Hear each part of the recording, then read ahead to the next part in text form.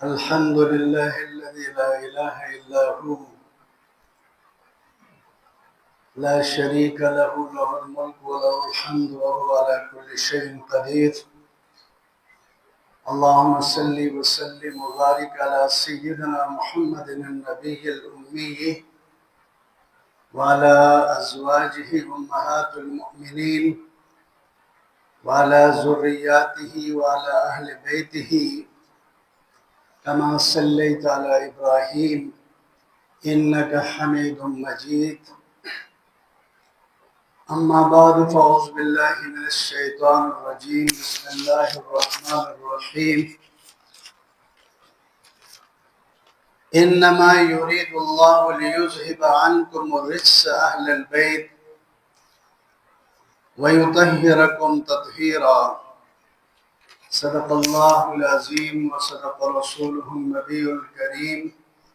اللهم صل على محمد وعلى آل محمد وبارک وسلم تسلیما. میرے انتہائی معزز محترم بھائیوں، بزرگوں، دوستوں، آج کا جو جمعے کا ہمارا بیان ہے یہ اصولاً ایک سبق ہے. اس سبق کا تعلق قرآن مجید سے ہے اور صحیح حدیث سے ہے. محرم کا مہینہ ہے. محرم کے مہینے میں عام طور پر اہل بیت کا ہم ذکر کرتے ہیں، ذکر کرتے رہتے ہیں، لیکن اصولی لحاظ سے اللہ تعالیٰ نے قرآن مجید میں جو لفظ استعمال فرمایا ہے اہل البیت، توجہ سے میری بات سن. اہل بیت مانا گھر والے. یہ ایسا ہی ہے جب سے ہم کہتے ہیں اہل مدینہ، اس کے کیا معنی ہوتا ہے؟ مدینے والے. اہل مکہ کے کیا معنی ہوتا ہے؟ مکہ والے. اہل علم کا کیا معنی ہوتا ہے؟ علم والے. اہل معنی والے، آگے جو نسبت لگائیں گے اسی کی طرف منسوب ہو جائے گی. تو اہل بیت گھر والے. اہل عرب میں، اہل عجم میں گھر والوں سے مراد سب سے پہلے آدمی کی بیوی ہوتی ہے. ناراض نہ ہو جائے، کیونکہ گھرانہ بنتا کس سے؟ گھر کب بنتا ہے؟ جب شادی ہو جاتی ہے. جب نکاح ہوتا ہے تو گھر بنتا ہے. ایک بچے کی جب تک شادی نہیں اس کا گھر کبھی بھی نہیں بنے گا، وہ گھر والا کبھی بھی نہیں کہلائے گا. گھر اس وقت شروع ہو جاتا ہے بننا جب شادی کسی کی ہو جاتی ہے.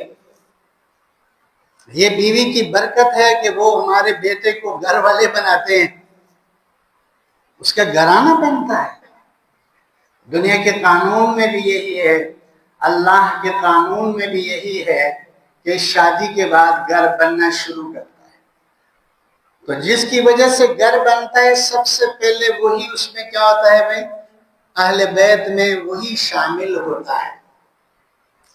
لیکن میں نے آپ کی دلچسپی کے لیے اپنی طرف سے کوئی بات میں نے نہیں کرنی. میں نے آپ کے سامنے 4 آیتوں کا ترجمہ رکھنا ہے قرآن مجید. قرآن مجید میں اللہ نے اہل کس کو کہا ہے؟ سب سے پہلے ہم جو نا سورہ ہود میں جب اللہ تعالیٰ ابراہیم علیہ السلام کے واقعہ سناتے ہیں حضور صلی اللہ علیہ وسلم کو، اور ابراہیم کی بیوی حضرت سارہ کے ہاں اولاد ہی کوئی نہیں تھی، اللہ نے فرشتے کو بھیجا کہ جا کے سارہ کو اسحاق علیہ السلام کی خوشخبری سنا دے. اس وقت ابراہیم علیہ السلام کی ایج عمر بھی تقریباً 100 سال کے قریب ہے، اور اس کی بیوی بھی جو ہے تقریباً بانجھ والی عمر کو پہنچی ہوئی خاتون ہے. فرشتے نے آ کر بتایا کہ اللہ آپ کو بیٹے عطا کرنے والے ہیں.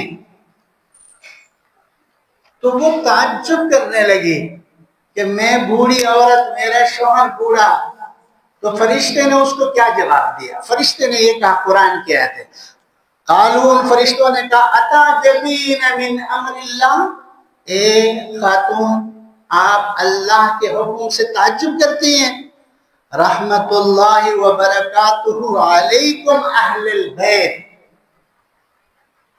اے اہل بیت اللہ کی رحمت اور برکتیں تم پر نازل ہو، تم اللہ کے امر سے تعجب کرتی ہو، انہو حمید مجید، وہ اللہ حمید بھی ہے، وہ اللہ مجید بھی ہے، وہ کچھ بھی کسی وقت کر سکتا ہے۔ یہ قرآن کی پہلی آیت ہے جس میں اللہ نے اہل بیت ابراہیم علیہ السلام کی سنگل بیوی حضرت سارہ کو اللہ نے اہل بیت کہا، اولاد سے پہلے، اولاد نہیں ہے، اولاد کی بشارت ہی دی گئی ہے ابھی۔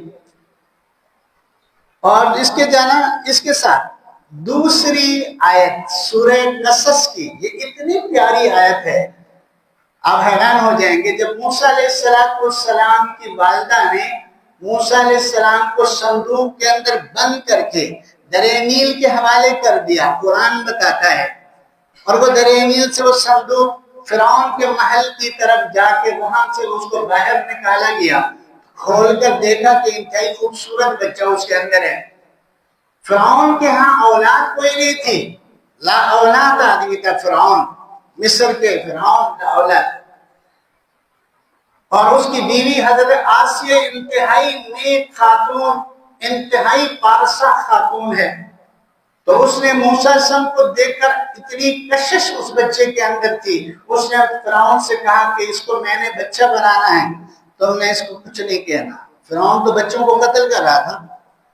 اب جب انہوں نے مشورے سے فرعون کے محل میں موسیٰ علیہ السلام کو باقاعدہ بچہ انہوں نے بنایا، فرعون نے کہا اس بچے کے لیے دودھ پینے کا انتظام کہاں سے کریں؟ آس پاس کے وزیروں کی بیویاں بلائی گئی، مشیروں کی بیویاں بلائی گئی۔ موسیٰ علیہ السلام پر اللہ نے تمام عورتوں کی دودھ کو حرام قرار دیا سوائے اس کی اپنی والدہ کے۔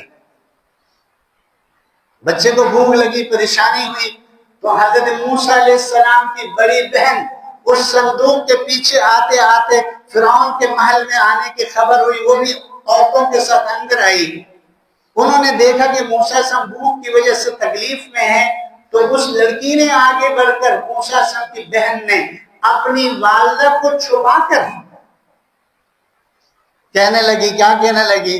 فقالت، اس موسیٰ علیہ السلام کی بہن نے کہا، سورہ قصص آیت نمبر 28، فرمایا کہ هل ادلکم علی اہل بیت یکفلونہ، کیا میں تم کو ایک اہل بیت کی رہنمائی نہ کروں جو اس کو دودھ پلائے؟ اہل بیت کا لفظ موسیٰ علیہ السلام کی بہن نے اپنی والدہ کے لیے استعمال کیا۔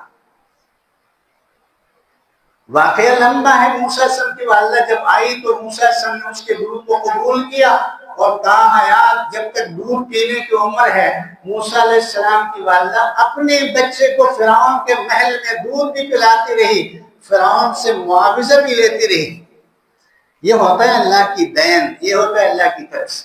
تو موسیٰ علیہ السلام کی بہن نے کیا بولا کہ میں تم کو ایسی اہل بیت کی رہنمائی نہ کروں جو یہ دودھ پی کر اس کے دودھ کو قبول کریں گے موسیٰ علیہ السلام۔ دو آیتیں ہو گئی، بیوی کے لیے اللہ نے اہل بیت کے لفظ استعمال، ناراض نہ ہو جائیں۔ تیسری آیت سورہ یوسف میں جب زلیخا نے حضرت یوسف علیہ السلام پر بدتمیزی کے ساتھ حملہ کیا اور حضرت یوسف علیہ السلام کے ساتھ بے شرمی سے پیش آنے لگی، تو وہ حضرت یوسف علیہ السلام اس سے بھاگتے ہوئے باہر آئے تو دروازے کھلتے گئے، ساتوں دروازے کھلے، آپ کو معلوم ہے، لمبا سا واقعہ ہے۔ جب باہر آئے تو زلیخا کا جو شوہر ہے وہ سامنے سے آ رہا تھا اور پیچھے دیکھا کہ زلیخا ہے، آگے یوسف علیہ السلام نوجوان ہیں، ابھی نبی اور رسول بنے نہیں، خوبصورت ہیں، سمجھ میں آ گئی؟ اب اس کی بیوی نے کیا کہا؟ اب یہاں زلیخا نے فوراً جھوٹی شکایت کرنے لگی اپنے عزیز مصر سے، کہنے لگی قالت ما جزاء من اراد باہلک سوءا باہلک، اے عزیز مصر، کوئی تمہاری اہلیت کے ساتھ برا ارادہ کرے اس کی سزا کیا ہونا چاہیے؟ یا اس کو بہت سخت سزا دو یا اس کو مستقل طور پر جیل میں ڈالو۔ تو یوسف علیہ السلام کے لیے زلیخا نے کیا لفظ استعمال کیا؟ اپنے بارے میں اہل کا لفظ استعمال کیا۔ آخری آیت سورہ انبیاء کی آیت ہے، سورہ انبیاء کی آیت ہے، اللہ تعالیٰ نے حضرت ایوب علیہ السلام کو بہت بڑی آزمائش بیماری کی شکل میں بھیجی، اور اس بیماری کی وجہ سے اس کے اولاد سے اس کی جو نا گھر والا سب نے اس کو چھوڑ دی، آزمائش تھی، لیکن اس کی وفادار بیوی نے نہیں، بیوی نے اس کی بڑی خدمت کی۔ اللہ تعالیٰ نے اس کی بیوی کی تعریف کرتے ہوئے کیا فرمایا؟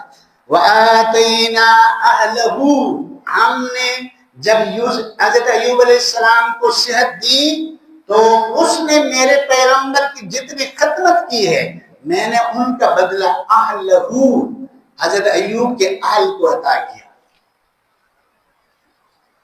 قرآن مجید کی زبان میں آپ حیران ہو جائیں گے کہ لفظ اہل کا تعلق انسان کی بیوی کے ساتھ ہے۔ پھر ہم دیکھتے ہیں سورہ احزاب کی آیت نمبر 33، مدنی سورت ہے، اور اس آیت کے نزول کا وقت کیا ہے؟ 9 ہجری ہے۔ جب پہلا حج فرض ہوا، حضرت ابوبکر صدیق لوگوں کو لے کر حج پر آئے، ان دنوں کی بات ہے۔ اللہ تعالیٰ نے یہ آیت نازل فرمائی۔ آیت کیا ہے؟ انما یرید اللہ لیذھب عنکم الرجس اہل البیت۔ یہ ایک پورا رکوع ہے، سورہ احزاب کا ایک پورا رکوع ہے۔ اس رکوع میں اللہ تعالیٰ حضور صلی اللہ علیہ وسلم کے ازواج مطہرات جو اس امت کی مائیں ہیں ان کو خصوصی احکامات دے رہے ہیں۔ نماز قائم کرو، زکوٰۃ دیا کرو، میرے نبی کے گھر میں 100% شرم و حیا کے ساتھ رہا کرو، اللہ تعالیٰ ہدایات دے رہے ہیں، اور میرے نبی کی اطاعت، اس کی بات مانا کرو۔ احکامات پورے رکوع میں دیتے ہوئے اللہ تعالیٰ نے اس کی آیت کے آخر میں یہ فرمایا انما یرید اللہ لیذھب عنکم الرجس، رجس کہتے ہیں گندگی اور آلودگی کو۔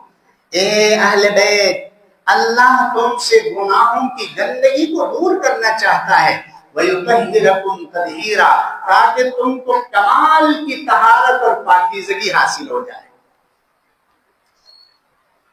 اب یہ آیت جہاں اللہ نے اہل بیت کا لفظ حضور صلی اللہ علیہ وسلم کی بیویوں کے لیے استعمال کیا، اس کو بغیر کسی وجہ کے سابقہ مضمون سے، یعنی پچھلے والے احکامات سے اور آگے والے احکامات سے اس کو نکال کر الگ کرنا مشکل ہو جائے گا، کیونکہ اللہ تعالیٰ کا ایک ردم بات کا ایک طور طریقہ اسلوب چل رہا ہے۔ میرے نبی کی بیویوں نماز پڑھا کرو، زکوٰۃ دیا کرو، میرے نبی کی اطاعت کرو، میری بات مان لیا کرو، میں چاہتا ہوں کہ تمہارے اندر کوئی گناہ باقی نہ رہے، تم پاکیزہ بنو۔ یہ آیت نازل ہوئی، ازواج مطہرات کے بیان میں اللہ نے اس کو ذکر فرمایا۔ یہ قرآن کی 4 آیتیں ہیں جو میں نے صرف ترجمہ آپ کے سامنے کیا۔ اب آ جائے حدیث۔ حضرت عائشہ صدیقہ رضی اللہ تعالی عنہ روایت کرتی ہیں، صحیح روایت ہے، بخاری شریف کی، مسلم شریف کی، تمام حدیث کی کتابوں کی صحیح روایت ہے، صحیح روایت ہے۔ اس کو آگے بیان کی خوبصورت واقعہ ہے۔ حضرت عائشہ صدیقہ کے گھر میں نبی کریم صلی اللہ علیہ وسلم تھے۔ کوئی 10 بجے کا وقت یا 9 بجے کا وقت سمجھ لو، شروع فجر کی نماز کے بعد کافی دیر بعد حضور صلی اللہ علیہ وسلم باہر نکلنے لگے تو اپنے دہاری دار چادر پہن کر باہر نکلے۔ دہاری دار بڑی چادر تھی، منقش چادر، اس میں نقش و نگار جڑی بوٹیوں کی دیا جو بھی، آپ صلی اللہ علیہ وسلم اس کو زیب تن کر کے باہر نکلے۔ جو ہی باہر نکلے تو حسن رضی اللہ تعالی عنہ بھاگتے ہوئے، چھوٹے تھے اس وقت شہزادہ، حضرت حسن ابن علی چھوٹے تھے، بھاگتے ہوئے تشریف لائے۔ آپ صلی اللہ علیہ وسلم نے اس کو اپنے اس چادر کے اندر لیا۔ تھوڑی دیر بعد حضرت حسین بھاگتے ہوئے آئے، آپ صلی اللہ علیہ وسلم نے ان کو بھی اپنے چادر کے اندر لیا۔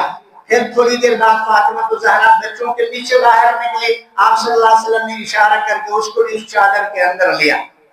حضرت علی رضی اللہ تعالیٰ عنہ خود تھوڑی دیر بعد باہر آئے، ان کو بھی اپنی چادر کے اندر آپ صلی اللہ علیہ وسلم نے داخل کر کے یوں ہاتھ اٹھا کر دعا کی، اللہم ہؤلاء اہل بیتی، اے اللہ یہ میرے اہل بیت ہیں، فَتُطَهِّرُهُمْ تَطْهِيرًا، ان کو گناہوں سے پاک کر دیجئے اور ان کو گناہوں سے دور رکھ دیجئے، گناہ کو ان سے دور رکھیے اور ان کو پاک صاف کیجئے۔ حضرت عائشہ صدیقہ کہتی ہیں جب میں نے حضور صلی اللہ علیہ وسلم کو یہ کرتے ہوئے دیکھی، ایک روایت میں حضرت عائشہ کہتی میں نے کہا یا رسول اللہ میں بھی اس میں شامل ہو جاؤں۔ حضرت عائشہ نے کہا کہ یا رسول اللہ میں بھی اس میں شامل ہو جاؤں، فرمایا کہ انت من اہل بیتی، آپ تو پہلے سے اہل بیت ہیں، کیا ہو گیا آپ کو، آپ تو پہلے سے اس میں شامل ہیں۔ یہ واقعہ دو بیگمات نے نقل کیے، ایک ام سلمہ نے اور ایک میں حضرت عائشہ صدیقہ رضی اللہ تعالیٰ عنہ ہے۔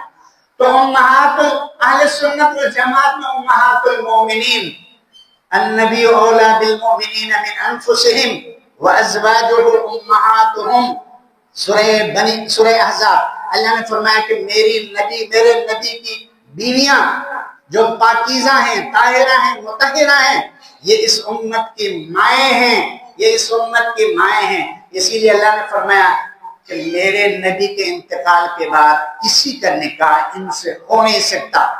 انسانوں کے شوہروں کا انتقال ہو جائے تو ان کی بیویوں کے ساتھ نکاح عدت کے بعد جائز ہو جاتا ہے، لیکن حضور صلی اللہ علیہ وسلم کی یہ 9 بیویاں آپ صلی اللہ علیہ وسلم کی حیات طیبہ میں رہی۔ آپ صلی اللہ علیہ وسلم کے انتقال کے بعد اللہ نے سورہ احزاب میں پابندی لگائی کہ ان کے ساتھ کسی کا نکاح نہیں ہو سکتا۔ کیوں؟ اس لیے کہ یہ امت کی مائیں ہیں۔ اب سوال یہ ہے، فاطمہ الزہرا رضی اللہ تعالی عنہ حضرت خدیجہ الکبریٰ رضی اللہ تعالی عنہ کی بطن سے ہیں، صحیح ہے نا؟ اگر ہم صرف اس حدیث کی وجہ سے صرف ان 3-4 افراد کو لے لیں، حضرت فاطمہ الزہرا رضی اللہ تعالی عنہ، حضرت سیدنا حسنین کریمین رضی اللہ تعالی عنہما، حضرت علی رضی اللہ تعالی عنہما، بتاؤ تو صحیح حضرت خدیجہ الکبریٰ کا کیا بنے گا، جو والدہ محترمہ جن کی اولاد ہے۔ اس لیے یہاں اللہ نے ازواج مطہرات کو شامل کیا قرآن مجید میں، اور حدیث میں نبی کریم صلی اللہ علیہ وسلم خصوصی طور پر حسنین کریمین کو اور حضرت فاطمہ الزہرا رضی اللہ تعالیٰ عنہ کو اور حضرت علی رضی اللہ تعالیٰ عنہ خصوصی پروٹوکول دے کر، اعزاز دے کر اس میں شامل کیا۔ اے اللہ یہ میرے اہل بیت ہیں، ان کو ہمیشہ گندگی سے دور رکھیے اور ان کو ہمیشہ پاک اور صاف کیجیے۔ اہل سنت والجماعت کا عقیدہ ہے اہل بیت میں حضور کی بیویاں بھی شامل ہیں اور آپ صلی اللہ علیہ وسلم کی اولاد بھی شامل ہے۔ ایک اور چھوٹا سا سوال، حضرت فاطمہ الزہرا کے کتنے بچے تھے؟ 3 بیٹے، حسن، حسین، محسن، بیٹیاں زینب اور ام کلثوم، 5 اولاد ہیں، 2 بیٹیاں ہیں، 3 بیٹے ہیں، اور یہاں وہ 2 بیٹیوں کا حضور صلی اللہ علیہ وسلم نے اہل بیت سے نکال دیا۔ بولو تو صحیح، اہل بیت سے اللہ کے نبی نے نکال دیا۔ یہ کہیں گے کہ فاطمہ الزہرا کی 2 بیٹیاں اہل بیت میں داخل نہیں، فاطمہ الزہرا کے 2 بچے اہل بیت میں داخل ہیں، محسن اہل بیت میں داخل نہیں۔ اللہ کے نبی نے اعزازی طور پر، آپ صلی اللہ علیہ وسلم نے خصوصی طور پر، آپ صلی اللہ علیہ وسلم نے پروٹوکول دے کر فرمایا کہ یہ خصوصی طور پر اے اللہ میرے اہل بیت ہیں، اے اللہ ان کو پاک کر دیجئے۔ اسی لیے فاطمہ الزہرا کی ساری اولاد حضرت علی کے ساتھ حضور صلی اللہ علیہ وسلم کی دوسری بیٹیوں کی اولاد حضرت ام امامہ اور نبی کریم صلی اللہ علیہ وسلم کی ساری اولاد بیٹیوں سے چلی ہیں، لہذا یہ سارے کے سارے اہل بیت میں شامل ہیں۔ یہ اہل سنت والجماعت کا عقیدہ ہے، یہ آپ کا میرا عقیدہ ہے۔ ہم حضور صلی اللہ علیہ وسلم کے ازواج مطہرات کو 100% ماں سمجھتے ہیں، 100% عزت دیتے ہیں، 100% ان کے پاکی پر ایمان رکھتے ہیں، اور ان کی جو ناب شان میں گستاخی کو ایمان کے ساتھ اور انسان کے اعمال کی بربادی اور تباہی کے ذریعے سمجھتے ہیں۔ اور اہل بیت ہمارے ایمان کا حصہ ہے، ہمیں ان سے محبت کرنے کا اللہ نے حکم دیا ہے، ہمارے نبی نے ان کے ساتھ محبت کرنے کا حکم دیا ہے، لہذا وہ ہمارے ایمان کا حصہ ہے، ہمارے ایمان کی بنیاد ہے، ہم ان کو بھی 100% عزت دیتے ہیں، 100% احترام دیتے ہیں۔ نبی کریم صلی اللہ تعالی علیہ وسلم نے جب حضرت حسن پیدا ہوئے، حضرت فاطمہ الزہرا کا نکاح ہوا 2 ہجری میں، 3 ہجری رمضان کے 15 تاریخ کو حضرت حسن پیدا ہوئے۔ نبی کریم صلی اللہ علیہ وسلم خود ملنے کے لیے آئے اور کھجور کو اپنے منہ میں لے کر چبا کر حضرت حسن کے منہ میں رکھ لیا، یعنی حضرت حسن کے پیٹ میں جو پہلی چیز گئی ہے وہ نبی کریم صلی اللہ علیہ وسلم کا لعاب دہن گیا۔ پھر نبی کریم صلی اللہ علیہ وسلم نے 7 دن کے اندر حضرت حسن کے لیے عقیقہ بھی کیا، آپ کے بالوں کو اتار کر ان کے وزن میں چاندی کا صدقہ بھی کر دیا، اور ختنہ بھی اسی دن حضور صلی اللہ علیہ وسلم نے کیا۔ اور یہ پہلی شخصیت ہے جس کے کانوں میں نبی کریم صلی اللہ علیہ وسلم نے خود اذان دی ہے، اور اس کے دوسرے کان میں اقامت بھی میرے اور آپ کے نبی نے خود فرمایا، اور فرمایا کہ یہ میرا بیٹا حسن مسلمانوں کی 2 بڑی جماعتوں کے درمیان صلح کرائیں گے۔ حضرت حسن رضی اللہ تعالیٰ عنہ خدا کی قسم امت کی وحدت کی نشانی ہے، اس نے امت کے خون ہونے سے بچایا۔ امت کے اندر جو مسلمان کٹ رہے تھے، جو مسلمانوں کے خون بہ رہا تھا، یہ حسن ہی ہے جس کی برکت سے 20 سال تک مسلمانوں کا خون نہیں بہا۔ وحدت، امت کی وحدت کی نشانی۔ حضرت حسن، حضرت ابوبکر صدیق رضی اللہ تعالیٰ عنہ باہر نکلے، ناراض نہ ہو جائیں، حضرت ابوبکر صدیق رضی اللہ تعالیٰ خلافت کے دنوں باہر نکلے، گلی کے لڑکوں کے ساتھ حضرت حسن کھیل رہے تھے، باپ کے اس کو حضور صلی اللہ علیہ وسلم کی سنت سمجھ کر حضرت اس کو فوراً اٹھایا، کندھوں پر بٹھا کر گلی میں چلنے لگے۔ حضرت علی باہر آئے، دیکھا کہ حسن حضرت ابوبکر صدیق خلیفۃ الرسول کے گردن پر سوار، ہنسنے لگے، اور میں کہ علی ہنسنا نہیں، یہ بچہ میرے نبی کے 100% مشابہت اس کے وجود کے اندر ہے، یہ میرے نبی کے ساتھ مشابہ ہیں، میں اپنے نبی کے، اسی لیے حضرت ابوبکر صدیق فرمایا کرتے تھے خدا کی قسم میری رشتہ داریوں سے زیادہ پیغمبر کی رشتہ داری مجھے عزیز ہے، میری قرابت سے زیادہ پیغمبر کی قرابت مجھ سے عزیز ہے۔ جب حضرت عباس مسلمان ہوئے، ابوبکر صدیق کہنے لگے، اے اللہ کے رسول، خدا کی قسم میرے باپ کے اسلام لانے سے میں اتنا خوش نہیں ہوا تھا جتنا آج عباس کے اسلام لانے سے خوش ہوا۔ کہنے لگی کیوں؟ کہنے لگی یا رسول اللہ، یہ آپ کا پسندیدہ، آپ کے خاندان کی شخصیت ہے، اس کے اسلام سے آپ کو خوشی ہوگی۔ ابوبکر کو ہر وہ اچھی چیز لگتی ہے جو آپ کو خوش کر دے، یا رسول اللہ جو چیز آپ کو خوش کر دے وہ مجھے پسند ہے۔ اور دوسرا بیٹا حضرت حسین، نبی کریم صلی اللہ علیہ وسلم اس کی پیدائش پر بھی آئے، حسن کا نام بھی اللہ کے نبی نے رکھا، حسین کی پیدائش میں آئے، نام بھی حضور صلی اللہ علیہ وسلم نے تجویز کیا، تہنیت کی، یعنی اپنے منہ سے کھجور کو چبا کر حضرت حسین کے منہ میں رکھ لیا اور نام اس کا لیا، عقیدہ کروایا، ختنہ کروایا، کانوں میں اذان دی۔ اور جو نبی کریم صلی اللہ علیہ وسلم ہمیشہ ان 2 بچوں کو اپنے جو نابے کبھی کہتے ہیں یہ میرے پھول ہے، ریحانہ ہے فی دنیا، اس دنیا میں میرے 2 پھول ہیں، ایک کا نام حسن ہے، ایک کا نام حسین ہے۔ جمعہ کا خطبہ دے رہے تھے اللہ کے نبی منبر پہ، حضرت حسن اندر آئے اور آتے ہی مسجد کے گیٹ سے اندر آگے گر گئے، آپ سے جمعے کا خطبہ بند کر کے وہاں گئے اور اس کو اٹھا کے لائے، اور اٹھا کے جو نابے اپنے کندھوں پر رکھ کر نبی کریم صلی اللہ علیہ وسلم نے خطبہ دیا، نماز پڑھ رہے ہیں، یہ دونوں شہزادے آپ سے کے کندھوں پر سوار ہوتے ہیں، آپ سجدہ لمبا کرتے ہیں۔ نبی کریم صلی اللہ علیہ وسلم نے دونوں شہزادوں کے بارے میں کیا فرمایا؟ الحسن والحسین سیدہ شباب اہل جنہ، اللہ نے میرے ان 2 نواسوں کو جنت کے جوانوں کا سردار بنایا ہے۔ شاہ ولی اللہ رحمت اللہ کمال کی بات کرتے ہیں، کمال کی بات کرتے ہیں، وہ فرماتے ہیں اللہ کے نبی نے حسن حسین کو جنت کی سرداری عطا کی، اور سوال کرتے ہیں اے مسلمانوں، کیا جنت میں کوئی بوڑھا جا سکتا ہے؟ جنت میں بوڑھے نہیں جائیں گے۔ یہ میرے بزرگ ناراض نہ ہو جائے، آپ کی 33 33 سال کی جوانی، بھرپور جوانی اور خوبصورتی کے ساتھ اللہ آپ کو جنت میں پہنچائیں گے انشاءاللہ سب کو ہیں۔ حضور صلی اللہ علیہ وسلم نے فرمایا میرے یہ دونوں نواسے جنت کے جوانوں کے سردار ہے۔ کیا مطلب؟ سارے جنتیوں کے سردار ہیں حسن حسین، پیدائشی طور پر اللہ کے نبی نے عطا کی ہے، پیدا ہوتے ہی عطا کیے ہیں۔ اور حضرت ابوبکر صدیق اپنے زمانے میں جب لوگوں کی تنخواہیں مقرر کرتے ہیں تو حسن حسین کو زیادہ رکھتے ہیں، لیکن جب حضرت عمر کا زمانہ آتے ہیں تو حضرت عمر رضی اللہ تعالیٰ عنہ ان دو شہزادوں کو بدر میں شریک مسلمان مجاہدین صحابہ کرام کے برابر وظیفہ رکھتے ہیں۔ اس کے بچے نے کہا مجھے تو 500 دے رہے ہیں، ان کو آپ 1000 دے رہے ہیں، مجھے 500 دے رہے ہیں، ان دو شہزادوں کو 1000 دے رہے ہیں۔ کہنے لگے بھائی اس کی ماں جیسی تمہاری ماں نہیں ہے، اور ان کے نانا جیسے تمہارا نانا نہیں، اور ان کے باپ جیسے تمہارا باپ نہیں ہے، چپ کر کے بیٹھ جاؤ، میں نے جو کیا یہاں اور سچ کیا ہے، یہ میرے نبی کے پسندیدہ، میرے نبی کے شہزادے، میں نے اس وجہ سے ان کا وظیفہ بدر کے صحابہ کرام کے برابر رکھا۔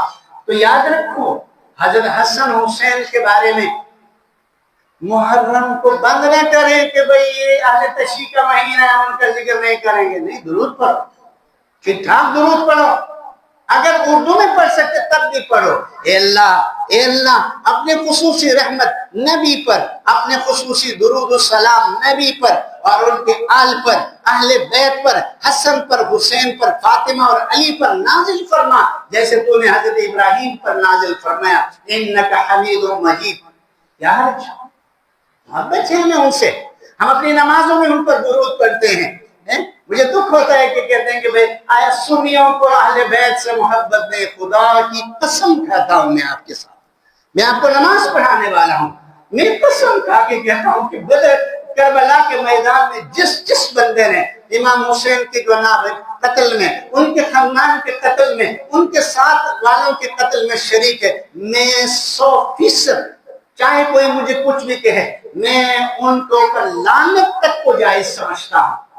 اگر وہ انہوں نے جو کام کیا ہے وہ اتنا ظلم، اتنا بربریت، اتنی بدتمیزی کا مظاہرہ، خاندان رسالت کے 9 بندوں کے سر کٹے ہوئے پڑے تھے، کتنے پڑے تھے؟ 9 بندوں۔ محرم گوشہ رکھیں گے، دلیل دیں گے؟ نہیں، کوئی دلیل یہاں نہیں چلے گی بھائی، کوئی دلیل یہاں چلنے والی نہیں ہے۔ یزید کی کوئی اس کی پاکی کو بیان نہیں کر سکتے، کیسے پاکی کو بیان کر؟ مجھے دکھ ہوتا ہے ان لوگوں پر جو دلیل لے کر اس کو پاک ثابت کرنے کی کوشش کرتے ہیں، کیسے پاک ہو سکتا ہے؟ 9 بندوں کے اہل بیت کے 9 سر اس کے سامنے لائے گئے، وہ اپنی چھڑی سے ان کے منہ پر جو نہ پھیرتے رہے، مذاق کرتے رہے ان کے ساتھ۔ کیوں نہیں پکڑا ہے ابن زیاد کو؟ کیوں نہیں پکڑا ہے شمر کو؟ کیوں نہیں پکڑا ہے اس میدان کے دوسرے بدتمیز قاتلوں کو، اور ان کو سزائیں کیوں نہیں دی؟ یہ اس بات کی دلیل ہے کہ یہ سارے کے سارے لوگ ان کے قتل میں شریک تھے، اور ان کے قاتلوں کے ساتھ قطعاً ہم اہل سنت کی کوئی محبت نہیں، ہمارا ان کے ساتھ کوئی تعلق نہیں ہے۔ حسین ہماری جان ہے، حسین ہماری شان ہے، خدا کی قسم حسین ہمارے ایمان کی پہچان ہے۔ کیا کرتے ہیں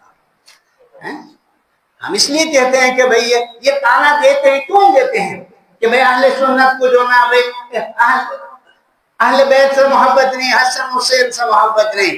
ہاں، محبت 100% اللہ نے دی ہے، ہم اس قانون کے پابند ہیں جو قانون قرآن میں اللہ نے دیا، جس قانون کو میرے نبی نے امت کے ہمیشہ کی زندگی کے لیے لاگو کیا، ہم اس کے پابند ہیں۔ ہمارے دل میں ٹکڑے ٹکڑے ہوتے ہیں اس واقعے کو دیکھ کر، دکھ ہوتا ہے، شرم کے مارے سر نہیں اٹھاتے۔ کربلا کے میدان میں خانوادہ رسول کے 9 بندوں کی سر جسم سے الگ کر کے یزید کے سامنے پیش کیے جاتے ہیں۔ کیا جواب دیں گے یہ لوگ؟ نبی کریم صلی اللہ علیہ وسلم نے، سیدی سنا رہا ہوں آپ کو، ہاتھ اٹھائے، دونوں بچے ایک ادھر بیٹھے ہوتے، ایک ادھر بیٹھے ہوتے، اے اللہ اس سے محبت فرما جو میرے ان بچوں سے محبت رکھتا ہے، اے اللہ اس کے ساتھ بغض رکھیے جو میرے ان بچوں کے بارے میں بغض رکھتا ہے۔ اللہ کے نبی کی دعا پہ کیا کریں گے؟ یہ کتنی بڑی دعا ہے۔ اس لیے بھائی یہ قطعاً جو نا اپنے دل سے نکالنے والی بات ہے کہ ان قاتلین کے ساتھ جو حضرت حسین کے قاتلین ہیں، ان قاتلین کے ساتھ جو حضرت حسن کے قاتل ہیں، ان قاتلین کے ساتھ جو حضرت علی کرم اللہ وجہہ کے قاتلین ہے، ان قاتلین کے ساتھ جو حضرت عثمان کے قاتلین ہے، ان قاتلین کے ساتھ جو حضرت عمر ابن الخطاب فاروق اعظم کے قاتلین ہے، قطعاً ہمارا ان کے ساتھ کوئی واسطہ نہیں ہے۔ یہ دنیا کے سب سے کمینے لوگ ہیں۔ یاد رکھو، نبی کا قتل سب سے بڑا قتل ہوتا ہے، ان نبی کے وارثوں کا قتل سب سے بڑا، اور نبی کے خاندان کا قتل سب سے بڑا قتل ہوتا ہے۔ تو اس لیے جو نا بھائی، اس مبارک مہینے میں حضرت حسن حسین کو جو اللہ نے مقام دیا ہے، اس مقام کو ذہن میں رکھ کر اس زمانے کے یزیدوں کے ساتھ بھی آپ کی نفرت ہو، حسین کے نعرے لگاتے ہو، لیکن جب تمہارا موقع ملتا ہے اس زمانے کی یزیدوں کی، ہم کیا کرتے ہیں؟ حمایت کرتے نہیں کرنے چاہیے۔ ہر ظالم قیامت تک یزید کا ساتھی ہے، اس کا ساتھ دینا، ہر زیادتی کرنے والا، ہر ظلم کرنے والا، ہر بدماش اس امت کے اندر وہ اس یزید کی سوچ والا ہے، اس سے ہمیں نفرت ہو، موقع ملے ہم اس کو جو نا زیر کرنے کی کوشش کرنے والے ہو۔ اللہ تعالیٰ مجھے اور آپ کو اہل بیت کے حاملین میں زندہ رکھیے، اور قیامت کے ساتھ ان کے ساتھ اٹھائیے، اور ان کے ساتھ ہمارا حشر کیجیے، اور ان تمام دشمنان اہل بیت کو، دشمنان صحابہ کو، خلفائے راشدین کے دشمنوں کو اللہ ہدایت دے کر ان کو زندہ رکھیے۔ نہیں یا اللہ، ان سے ناپاک وجود سے زمین کو اللہ پاک کر دے۔ وآخر دعوانا الحمدللہ رب العالمین۔